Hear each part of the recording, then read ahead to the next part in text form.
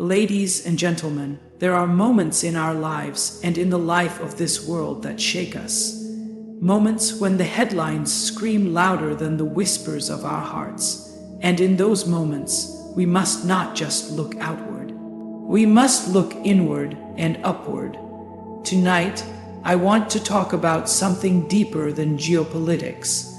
I want to talk about faith, destiny, and the promise of Allah, a promise so profound.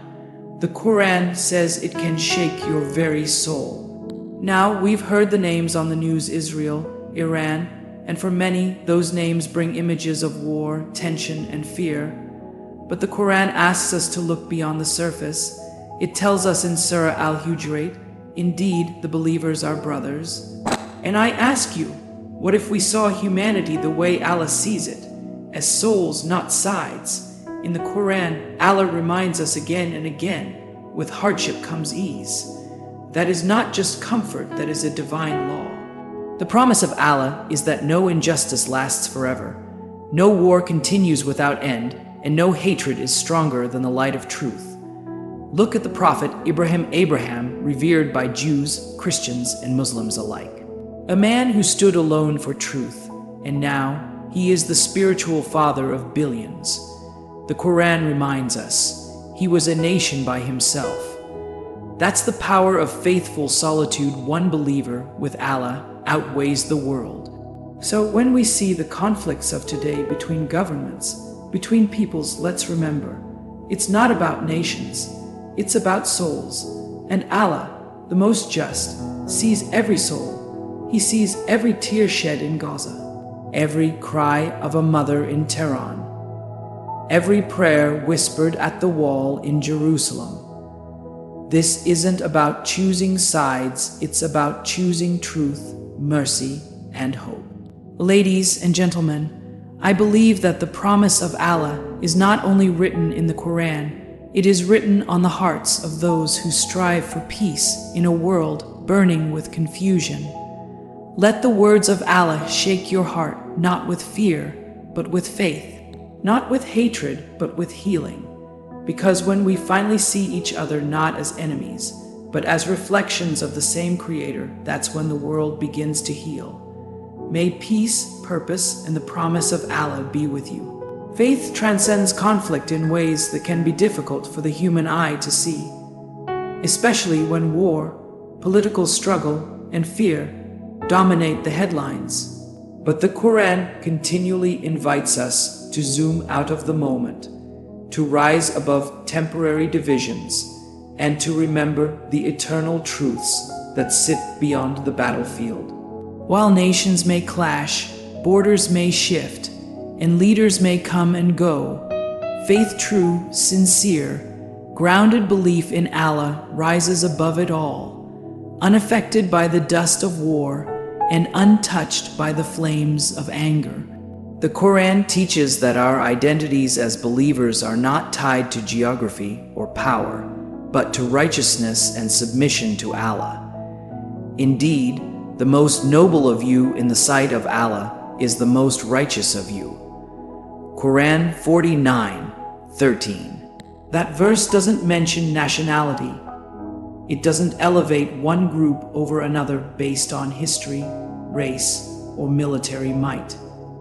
It centers everything on taqwa, God, consciousness. This is a revolutionary idea in a world that constantly measures worth by territory, politics, or dominance. When we look at conflicts such as the ongoing tensions between Israel and Iran, or broader unrest in the Middle East, many see only opposing sides. One must be right, the other must be wrong. But the Quran gives us a higher lens. It shows us that while political agendas may push for division, Allah's plan is always for unity through truth and justice. The division is not between Israel and Iran or East and West. The real divide is between those who uphold justice, mercy, and humility, and those who pursue oppression, arrogance, and bloodshed. This is why the Prophet Muhammad, even during times of war, emphasized compassion and humanity. He ordered his companions never to harm civilians, never to destroy trees or places of worship. Why? Because faith is never a justification for cruelty. And even when facing enemies on the battlefield, he always kept his mission rooted in love and reform, not revenge. This profound example echoes a central theme of the Quran, and not equal are the good deed and the bad. Repel evil by that which is better. Quran 41:34. The Quran acknowledges conflict, yes, but it always points toward the higher path. True faith doesn't mean being blind to injustice, it means standing against it, without losing our soul in the process.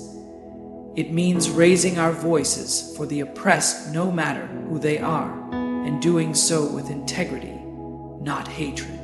When the Quran mentions Bani Israel, it speaks both of their honored position as people chosen by Allah and of the consequences when they strayed from that path.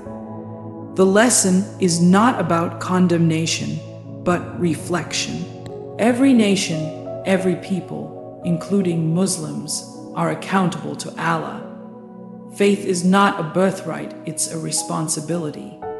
In this way, faith teaches us to look at Iran not just as a nation in conflict, but as a people full of believers, families, scholars, and seekers of peace. And Israel not just as a state, but as a land with spiritual history, layered narratives, and human souls. Faith compels us to ask deeper questions. Who is upholding justice? Who is feeding the hungry? Who is showing compassion in the face of cruelty? These are the measures that matter to Allah. In a time where headlines polarize and simplify, faith reminds us to see with nuance. It gives us hope that while the world burns with conflict, the hearts of sincere believers can still burn with light with the flame of prayer, of truth, of patience. That kind of light cannot be extinguished by missiles or politics. It lives on in every believer who refuses to let hate define them, who holds tight to the rope of Allah when the world falls apart. That is the kind of faith that transcends conflict and changes the world from within. Throughout the Quran, we are reminded that history is not random and that nothing in this world unfolds without purpose. What may seem like mere political tensions or worldly power struggles are, in fact, deeply interwoven into a divine narrative written long before any of us were born. The conflict and turmoil we witness between nations, such as Israel and Iran, are not isolated events, but threads in a much larger story, one that Allah, in His infinite wisdom, has already authored. The Quran doesn't just present prophecy as a prediction of the future. It presents it as a mirror of the human soul and a guide to understanding our spiritual condition.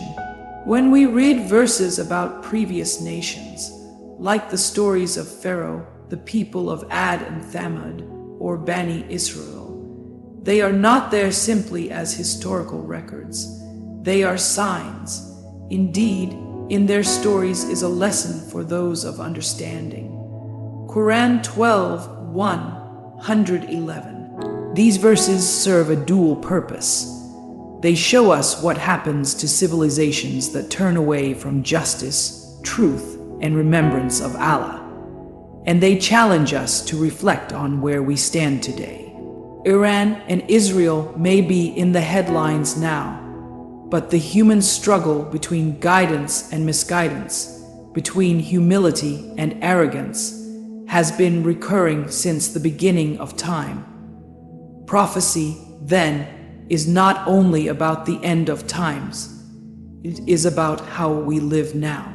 What kind of choices are we making as individuals, communities, and nations? Allah has promised that justice will prevail and that oppression, no matter how deeply entrenched, will fall. This is not a hope, it's a divine guarantee. And we wanted to favor those who were oppressed in the land and make them leaders and inheritors. Quran 28:5. That's the promise of Allah, and it is repeated throughout the Quran, not to scare us, but to awaken us. The Quran doesn't romanticize war or division. It doesn't encourage us to take sides based on political convenience. Instead, it calls us to align ourselves with truth, with the oppressed, with those who are steadfast in faith. That's the true side to be on. So when we witness the current chaos, we shouldn't just be angry or fearful. We should ask ourselves, what is Allah trying to show us? What role are we meant to play in these times?